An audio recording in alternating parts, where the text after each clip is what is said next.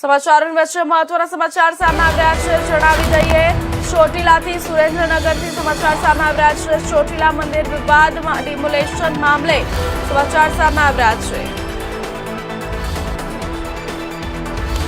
ત્યારે હાઈકોર્ટે મામલતદારની ઝાટકણી કાઢી. એચસીનો સવાલ, નોટિસ વગર કાર્યવાહી કેમ? ઇન્ચાર્જ મામલતદાર વિરુદ્ધ તપાસની નોટિસ. નવગ્રહ મંદિરના ડિમોલેશનને વિવાદ હવે હાઈકોર્ટના ઉંબરે પહોંચ્યો. વહીવટીતંત્ર દ્વારા હાથ ધરવામાં આવેલી આક્રમક દબાણ હટાવવાની ઝુંબેશ પક્ષપાત થયો હોવાના ગંભીર આક્ષેપો. આકરી ઝાટકણી કાઢી. મહત્વના સમાચાર સામે આવ્યા છે. ચોટીલા મંદિર ડિમોલેશન વિવાદ. હાઈકોર્ટે મામલતદારની ઝાટકણી કાઢી. એચસીનો સવાલ, નોટિસ વગર કાર્યવાહી કેમ? ઇન્ચાર્જ મામલતદાર વિરુદ્ધ તપાસની નોટિસ. નવગ્રહ મંદિરના ડિમોલેશનને વિવાદ હવે હાઈકોર્ટના ઉંબરે પહોંચ્યો.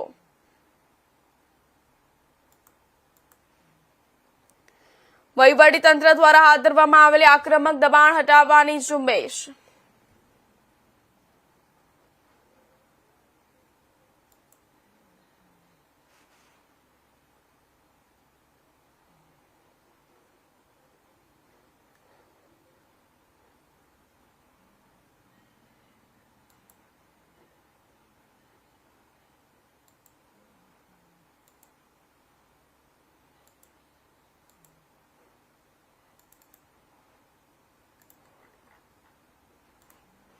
આ સમાચાર પર વધુ વિગતવાર ચર્ચા કરવા માટે આપણી સાથે સુરેન્દ્રનગરથી સંવાદદાતા જોડાઈ ચૂક્યા છે મયુર સંઘવી.